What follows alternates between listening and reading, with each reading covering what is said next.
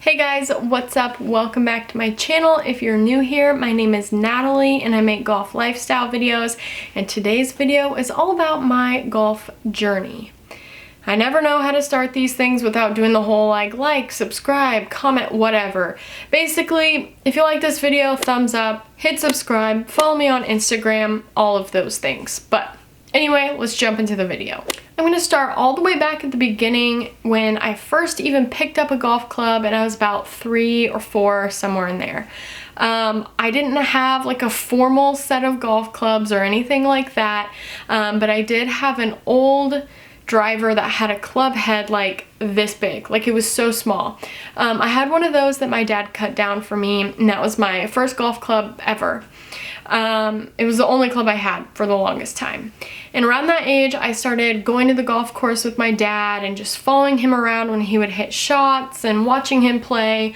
But I didn't really like play, just kind of hitting shots around, you know, I was little. Then when I was about 5 or 6, that's when I started to like actually get some clubs. I had maybe like a wedge and a 5-iron and a putter or something. I didn't have a whole lot of clubs, but that was when I was starting to actually like legit learn how to swing, learn how to play, that kind of stuff. Now I will say during my whole like youth, as a kid, my number one thing, my passion was soccer. I liked golf and I played junior golf every year, and I liked playing junior golf and all of that. But soccer was like my passion. It was the thing I cared about more than anything. And if you would have asked me in 5th grade what I was gonna be when I grew up, it was gonna be a professional soccer player. So that paints a picture of like where my priorities were. And that all kind of came to a screeching halt when I was a freshman in high school. When I started high school, I was like, I don't know, 4'6" and weighed like 80 pounds or something. I mean, and that's not an exaggeration. I was absolutely tiny. And that was a problem when I started high school because I wanted to play high school soccer, and we didn't have a girls team, and I was way too little to play with the boys. Now, I don't mean too little like discriminatory or like I wasn't good enough or whatever. I just straight up was too small. Like, there's no way somebody that's 4'6" is gonna like survive playing soccer with like basically full-grown men when they're like a senior in high school. So I didn't get to play soccer, and I was totally devastated, except I was able to play golf. Now, at this point, like, I was pretty familiar, like I knew how to play golf. I'd played golf before, I'd played in golf tournaments. But golf was by no means like my number one priority. I was still so small that I couldn't really hit the ball anywhere. I had good mechanics, I had a good swing, but I wasn't competitive because I couldn't reach the green. I could hit a perfect shot and it was only going to go 1/4 as far as like, you know, like an average sized high schooler. So I played. And I remember my best 9-hole score as a freshman was 50. Still remember the day I shot it. I felt like I was just like on top of the world. I could do anything, and I shot 50 on 9 holes. But I mean, that's just kind of the reality when you're so little. So then my sophomore year, kind of the same story. Really little, couldn't hit the ball very far. But I was blessed between my sophomore year and my junior year. That summer in between, I was blessed with this amazing growth spurt. Now, when I say amazing growth spurt, I am not being sarcastic at all. I grew like, I don't know, like 6 inches and gained like 40 pounds or something. Like, it was an extreme growth spurt in a matter of like a couple months. And because of that, during my junior year, I was actually able to like hit the ball and reach the green and shoot good scores. I actually was able to be competitive.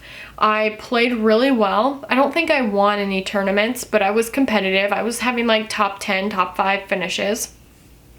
And then my junior year at state, I actually finished 10th, which when you compare someone finishing 10th at state to like someone not even being able to like break 100 in like a year, that's a pretty big difference.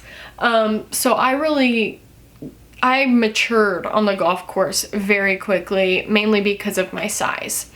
Now, my senior year was kind of different because at that point I had started working with a swing coach that was the head pro at our golf course.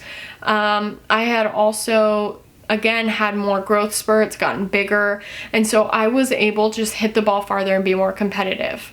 I don't remember all my stats and everything from my senior year. I do know I won a couple tournaments and a couple matches, and I finished 7th at state as a senior, which is pretty competitive.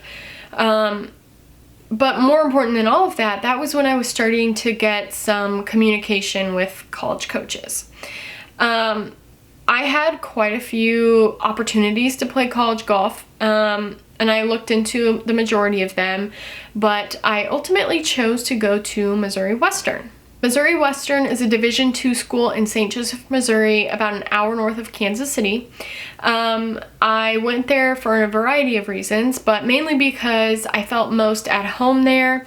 I got a full ride scholarship. My childhood best friend already was going there, and I felt like I could make an immediate impact on the team because I wasn't going to have to redshirt, wasn't going to have to do anything. I was going to like get there and start playing, which was really important to me.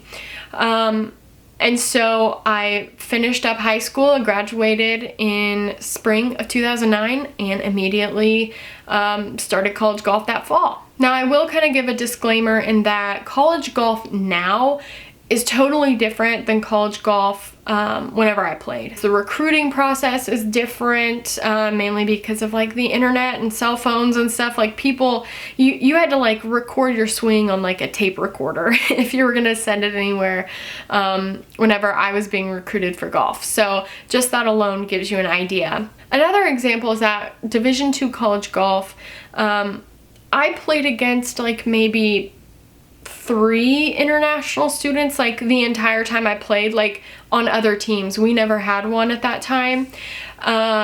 It was just like not that common, whereas now it is not rare to have like 3 international students on your team at a time.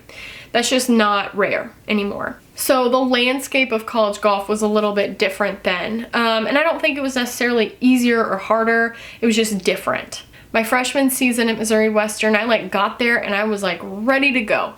And I was pretty competitive right off the bat. I don't have all my stats from my freshman season because they're not online. I don't know what the deal is, but I did have 2 victories as a freshman, and I also finished 2nd at conference. I think I just had no concept of how good I was until I finished 2nd at conference with juniors and seniors kind of like all around me, which is pretty rare for a freshman. I was named Freshman of the Year at conference. I was also first team all conference.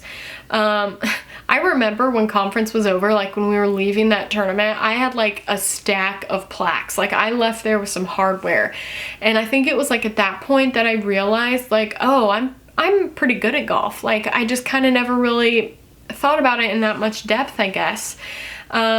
And that same year, I was also Women's Golf Athlete of the Year. Each year at Missouri Western, every team would nominate one person on their team to be kind of like a representative or to be like their Athlete of the Year. And so my freshman year, I was Women's Golf Athlete of the Year. It was around that time that I kind of had that realization, like, wow, I'm actually pretty good at golf. And that realization ultimately didn't help me so much in some respects, or at least not right at the beginning, because my sophomore year, I don't know if it was from understating how good I was or what the deal was, but I immediately had a slump. I had a slump almost my entire sophomore season. I was still able to, I think I had quite a few top 15 finishes, and I was first team all conference. Like I wasn't horrible, but I had these unrealistic expectations of myself. And then whenever I didn't meet those, I was just devastated. I would be so frustrated and then so angry and then so upset, and then that attitude would ruin the next tournament. And it was like this cycle kept repeating over and over. And I just remember like feeling like I couldn't do anything. I couldn't string together 18 holes. I would have, or 36 holes. I would have a round where I would shoot like 76 and then the next day would be like 90. I just could not get it together. And I was convinced, first I was convinced it was my swing. Then I was convinced it was my equipment. Like, I just thought all this stuff was wrong. And I really think looking back on it more than anything, it was my attitude. But all of that to say, like I said, I still was pretty competitive. I was first team all conference and had some good events, but for me, I really experienced that slump during my sophomore season. Now, the summer between my sophomore and my junior year, I actually incurred a back injury at the Missouri Amateur. I will never forget it. I was hitting a shot out of the rough, actually at Bellerive Country Club. They had I think it was like the PGA Championship there a couple years ago. They've had the Senior PGA Championship a few times there. But I mean, it's like a big time golf course. The rough was so thick that I remember I went down to hit a shot and it just grabbed my club. And because of that, I struggled with having vertebrae that would go in and out of place for months. I went to the doctor repeatedly for it, could not figure out any type of solution. And then eventually, whenever I got to Missouri Western for my junior year, I finally was able to get physical therapy that actually worked. But at the beginning of my junior year, I was so timid because I was afraid of getting hurt again. So I wasn't going after the ball. I wasn't being near as aggressive as I could have been, which held me back a little bit. So that slump continued a little bit into my junior year, but then once I actually healed, I started to play a lot better. The spring of my junior year was when I really felt like, okay, I'm back to myself. Like I kind of felt that same attitude as I did whenever I was a freshman. And that season, ironically, I also finished second at conference. That season, I also was named first team all conference. I think I actually had top 15 finishes in every single event with the exception of one. And I had 5 top 5 finishes, 4 of which were in the spring. So the spring was when I really started to kind of gain that momentum again. And because of that, I really had that momentum going into the summer when I really kind of got devoted to my game on a whole other level. I got a new swing coach. I was practicing, like not even exaggerating, like 60 hours a week. I was probably overdoing it a little. But after I like had so much success my junior year, I finally I feel like I springboarded into that summer and then my senior year. My senior year, I actually won the very first tournament of this season, and at the time set the 36-hole record and I think the 18-hole record for scores. They've since been broken, but I felt like a baller because I was like setting these records, which was pretty cool. And that season, we also saw a shift in our conference. Our conference actually expanded, and I think our region like moved more up north or something. I don't remember the specifics, but that season it was much more competitive, and I can honestly say I have never played in worse conditions in my entire life. I don't know what it was, but it felt like that year I was putting on layer after layer after layer in like every tournament. Which I played a lot of tournaments in cold weather, but this year was just totally different. Despite all of that, that season I finished in the top 15 in every regular season event. I had 6 top 10 finishes and I think 3 top 5 finishes. So I was really competitive still, and I really think that's because of all the work that I had put in during that summer before my senior year. Now, a lot of those stats sound very similar to other years, but my senior year was just special. Not only did I play well and was very competitive, but all in one day, I was named Missouri Western Female Athlete of the Year. I won the Tom Smith Career Achievement Award, which is an award at Missouri Western, and I was the very first player in Missouri Western history to ever move on to postseason play. I found out all of those things on the exact same day. So that was a pretty crazy day for me. I'll never forget it. But I don't even know what to say about that other than it was just one of the best experiences of my entire life. And so I then played regionals, and I didn't play great at regionals. I think I finished like top 25 or something. But it was one of those things where it was like, I was almost in shock just to be there. Like, I had never played in a tournament that big before in my life. And just to do something that nobody else had done before, and to be named the university's Female Athlete of the Year and all of that, it was like I finally felt like somebody realized how good I was, or all of the work I put in. Because playing college golf is not like playing college football. You know, you don't have that like reputation, and a lot of your work is not visible. You're kind of like out of sight, out of mind. And so by having those accomplishments, I really felt like, oh, I'm being seen, like people notice. And that was the most gratifying way to end college golf. Now, obviously, my golf story doesn't end with college golf, but college golf was like the most formative time of my life on and off the golf course. So I ended up graduating the spring of 2013, and after that I kind of was in this like, I don't know what I'm gonna do with my life phase. Because up until then I had decided I was gonna play professional golf. But when I graduated, I was not ready, and I knew I wasn't ready, not only from like a golf standpoint, but like a maturity level. I didn't grow up playing in all of these huge tournaments. Like, I just knew I wasn't there yet. And so I was kind of like, okay, well then what do I do now? And what I actually ended up doing is going back to Missouri Western and getting my master's. And while I was getting my master's, I actually coached as a graduate assistant. So I kind of went from player to coach, it felt like overnight. And coaching isn't for me. Nothing against it, it's just not for me. I didn't really love coaching.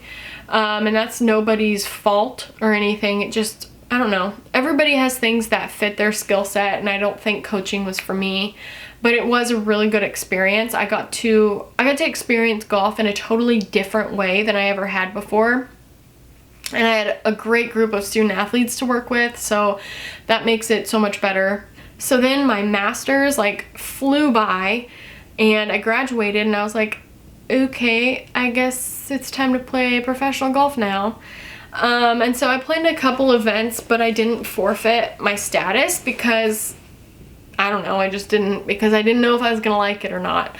And I just didn't like it. I think I was good enough that I could have eventually been competitive, especially on like a mini tour, but the travel, the like just rigor of playing and the grind and the money was a big thing. That is something that like I had no concept of, about how expensive all of that was. I played in the Texas Women's Open, for example, and I had done all the math and ran all the numbers, and even if I would have forfeited my status and won the event and accepted the prize, I still would have been in the hole like over $1,000 or something. Like, financially it just wasn't feasible. And I was starting to hate golf because it was like my whole life depended on one putt, you know?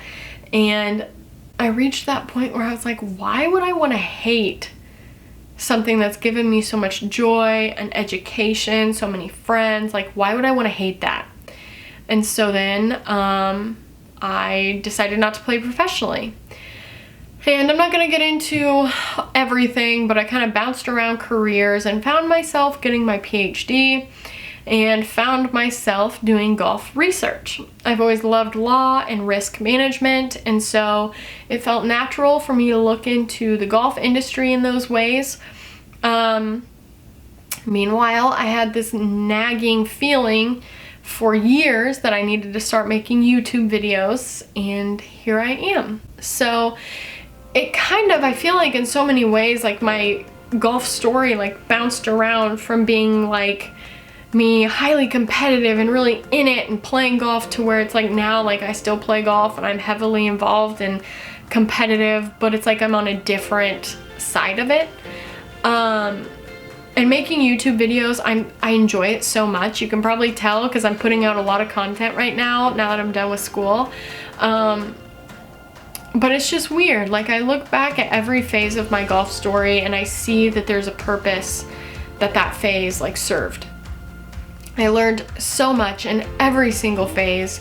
And I'm just so grateful that God blessed me with so many opportunities. And I truly could not do that without Him blessing me with this life and these opportunities and these people. And, you know, there's just so much beyond me that I am so grateful for. And golf gave me a completely different view of life. And I feel like without golf, I don't even know who I would be because it's such a big part of me. But anyway, that's my golf story. I don't really know what else to say or how to conclude this video. Thank you for watching this video, for supporting me on Instagram, and many of you guys supporting me in all of the phases of my golf career. So I'm so grateful. Like, I truly mean that. Thank you so much. But per usual, I'm gonna ask you to give me a like if you like this video. Comment down below something about your golf game. I would love to know about your golf story. And also hit subscribe and follow me over on Instagram at NatBirdGolfs. Lastly, something tells me you have a friend, family member, teammate, somebody that would like this video, so please pass it along to them. Until next time, I'm wishing you birdies and fairways and hope you have a great day. Bye.